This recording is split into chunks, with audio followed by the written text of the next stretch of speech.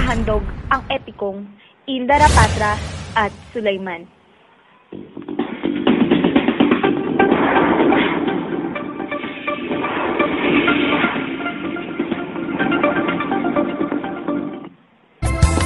Noong araw ay may isang dakilang hari ng imperyo ng Mapudapuri na matatagpuan sa kanluran ng Mindanao, si Indarapatra, na siyang nagmamay-ari ng isang mahiwagang singsing, isang mahiwagang kris at isang mahiwagang sibat. Isang araw, "Hinagod, aking sibat, magtungo ka sa silangan at lupigin ang aking kaaway." Pagkatapos makarating ni Hinagod sa bundok Matuntun, bumalik ito sa Mapudapuri at nagulat sa kanyang Panginoon. Aking Panginoon, maawa kayo sa taga Mindanao. Sila ay pinahihirapan at pinalalamon sa halimaw. Sinira ang kanilang mga pananim at ang kanilang mga kabahayan. Binabalot ng kalansay ang kalupaan. Ha? Ano? Sino mga halimaw na yan? Sino mga walang pumapatay sa mga walang kalabang-labang mga taga Mindanao? Unay si Kuritang, maraming paa at ganin na hayop, sapagkat ang pagkainglaan sa 5 tao ay kanyang nauubos. Ikalaway si Tarabusaw, isa sa halimaw na mukhang tao nakakatakot pagmasdan. Ang sino mang taong kanyang nahuli agad niyang kinakain. Ikatlo si Pa, isang ibong malaki. Ang bundok ng Bita ay napadidiliman niya sa laki ng kanyang mga pakpak. Ang lahat ng tao sa kuweba ay nananahan upang makaligtas sa salot na tong may matang malinaw at kukuang matalas. Ang ika-4, isa pang ibong may 7 ulo, si Balbal. Walang makaligtas sa bagsik ng kanyang mga matalas na mata sapagkat maaari niyang matanaw ang lahat ng tao. Kaya Panginoon, nagmamakaawa akong gumawa na tayo ng paraan bago mahuli ang lahat. Sige, Hinagod! Maganda ka na pang-aalay at ayusin mo ng altar. Pagkat tayo magdarasal, hindi tayo magpapatal sa mga halimaw na yan.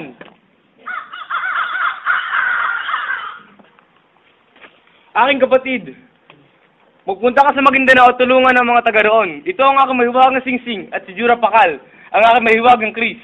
Makatutulong mga ito sa iyong pakipagdigma. Ang halamang ito ay mananatiling buhay habang ikay buhay at mamamatay kung ikay mamamatay. Maraming salamat, kapatid. Gagawin ko ang aking makakaya. Mauna na kami.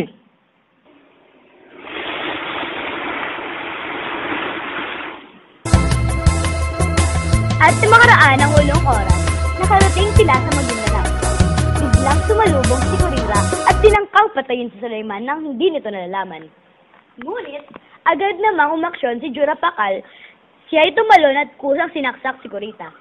At sa kasamaang palad, nahulog ang isang singsing ni Sulaiman nang hindi nito napapansin.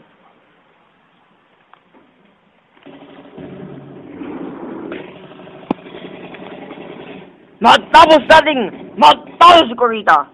Maghanap pa tayo ng mga halimaw. Ingatan ang mga sarili at matalasin ang mga mata. Bangkat nandyan labang sila sa kapaligiran. Mahal na Panginoon, nakikita ko ang kaaway. Siya si Tarabusaw. Halika't lapitan natin siya ng dahan-dahan.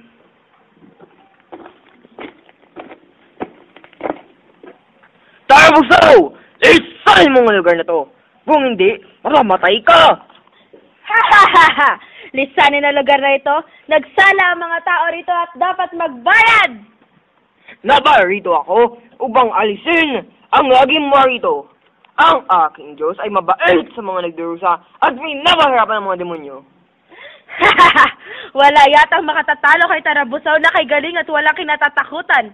At kung matalo man ako, mamamatay akong martir. O sige, away ang halap mo. Yan ang bibigay ko. Simulan na ang laban!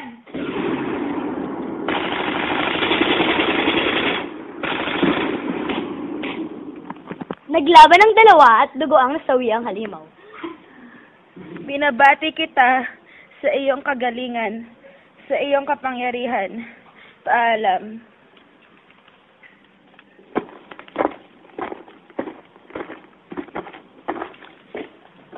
Dapat kong taluin ang mga halimaw bago mahuli ang lahat. Ngunit, sandali lang, bakit may mga kalansay at naangagnas na bangkay rito? Ito na kaya ang Bundok Bita? Mahalan! Mag-ingat ka! Si Pa! Dapat bunitin yung pakpak!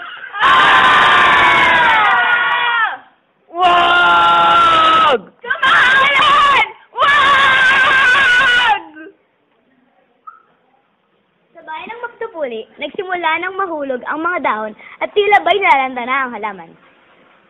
Unti-unting namamatay ang halaman! Ano kaya ang susunod na mangyayari sa lupain ng Maguindanao? May pagtatanggol pa kaya ni Indarapatra ang mga ito ngayon wala na si Sulaiman? Patuloy pa rin bang mananaig ang mga kampo ng kadiliman?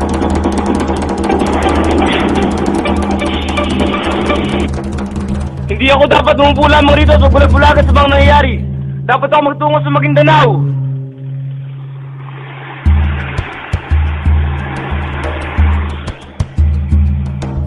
Sulaiman! Sulaiman! Nasaan ka, Sulaiman? Ikaw ba yan? Anong ginawa nila sa'yo? Panginoon ko, buhayin mo muli ang aking kaawa-awa kapatid. Wala siyang kasalanan. Tumangis siya ng tumangis sa pagdasal kay Allah. Nang biglang may pumulwak na tubig sa tabi ng bangkay ni Sulaiman. Ipinainom nito ni Indarapatra kay Sulaiman na biglang nagising. Huwag kang umiyak, aking kapatid. Napatulog lamang ako ng mahimbing. Umuwi ka na, aking kapatid. Ako na ang tatapos kay Balbal, ang huling halimaw.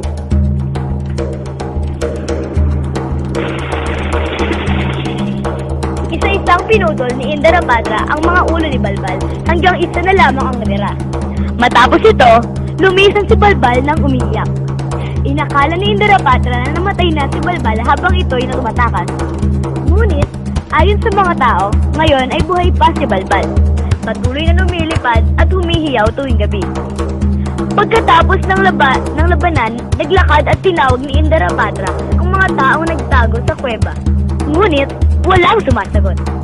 Naglakad siya ng naglakad hanggang siya'y nagutom at napagod. Siya ay pumulot ng isda sa ilog at nagsaing sa pamamagitan ng pag-ipit ng palayok sa kanyang mga hita at umupo siya sa apoy upang mainitan ng palayok. Nang makita ng isang matandang babae ang ginawa niya, Ang iyong kinuha. Maghintay ka lamang sa iyong kinalalagyan, iho, sapagkat dyan dumaraan ang prinsesa, ang anak ng Raha. lumipas ng ilang sandali at dumaan ang prinsesa. At nakuha ni Indarapatra ang tiwala nito. Nanatili siya sa Maguindanao, tinuruan niya ang mga tao kung paano gumawa ng sandata, maghabi, magsaka at mangisda.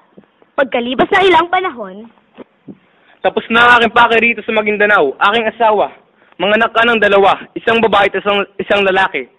Sila ang mamuno rito sa iyong kaharian pagdating ng araw. At kayo mga taga Maguindanao, sundin niyo ang aking kodigo, batas, kapangyarihan. Gawin ninyo ang mga utos ko hanggang may isang dakilang haring dumating at mamuno sa inyo. Mabuhay si Indarapatra! Mabuhay! Mabuhay si Indarapatra! Mabuhay!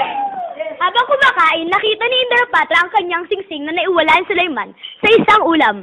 Pagkatapos nito ay bumalik na siya sa kaharian ng mapapuli. At yan na po, nagtatapos